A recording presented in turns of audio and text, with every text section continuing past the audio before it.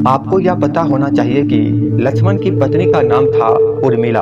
आपको यह जानकर आश्चर्य होगा कि अपने पति लक्ष्मण की मृत्यु की खबर सुनकर जोर जोर से हंसने लगी थी उर्मिला। आखिर क्या कारण था उर्मिला के हंसने के पीछे? जैसे कि हम सभी जानते हैं कि रामायण काल में भगवान राम को 14 साल का वनवास तय हुआ था। उसकी पत्नी सीता ने सहज ही वनवास पर जाना स्वीकार कर लिया था। वहीं बचपन से श्री राम की सेवा करने वाले लक्ष्मण ने भी भगवान राम की सेवा के लिए वनवास पर जाने का तय किया और अपनी माता की अनुमति ली। तभी वह संकोच करते हुए अपनी पत्नी उर्मिला के कक्ष की ओर बढ़ ही रहे थे तो लक्ष्मण ने सोचा कि माता से तो मैंने आशीर्वाद ले ही लिया, लेकिन अब उर्मिला से क्या आज्ञा लूंगा? मैं कैसे उसे समझाऊंगा? उससे क्या कहूंगा? तभी लक्ष्मण उर्मिला के कक्ष में पहुंचे। वहां उन्होंने देखा कि उर्मिला आरती की थाल लिए खड़ी है। उर्मिला लक्ष्मण जी से कहती है कि आप मेरी चिंता मत कीजिए, आप अपने भैया की सेवा कीजिए, क्योंकि सबसे बड़ा धर्म है कि आपकी सेवा में कोई बाधा ना आए, इसलिए मैं आपके साथ जाने की जिद नहीं करूंगी। यह सुनकर लक्ष्मण जी प्रसन्न हुए और कहा कि तुमने तो मेरा सारा संकोच ही दूर कर दिया। अब आपके मन में यह सवाल उठता होगा कि आखिर राम लक्ष्मण सीता 14 वर्ष के लिए वनवास चले गए, और आपको यह भी जानकर आश्चर्य हुआ कि जब वनवास के दौरान लक्ष्मण जी ने 14 वर्ष सोए नहीं थे, तो उसके बीच उर्मिला के साथ क्या क्या हुआ अब जानते हैं। इसी के साथ उर्मिला ने एक दीपक जलाया और कहा कि मेरे नाथ के सांसों को कभी बुझने मत देना। इसके बाद भगवान राम, माता सीता सहित लक्ष्मण जी 14 साल के लिए वन में वास करने चले गए। उनके पीछे उर्मिला एक तपस्वी की भांति अपना जीवन व्यतीत करने लगी।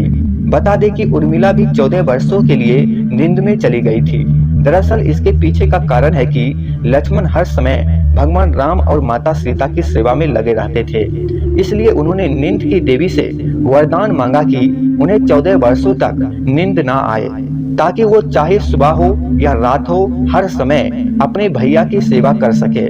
नींद की देवी उन्हें यह वरदान देने के लिए तैयार हो गई, लेकिन नींद की देवी कहा कि आपके बदले आपके किसी करीबी को सोना होगा, और यह काम संभाला उसकी पत्नी उर्मिला ने। जब मेघनाथ और लक्ष्मण के बीच युद्ध हो रहा था और लक्ष्मण जी मूर्छित हो गए, तब माता सुमित्रा ने क्या कहा आपको यह जानकर आपके आंखों में आंसू आ जाएगा, तो वीडियो को थोड़ा आगे और देखिएगा। कहते हैं कि जब लक्ष्मण और मेघनाथ के बीच युद्ध हुआ था, तब उस समय लक्ष्मण जी मूर्छित हो गए थे।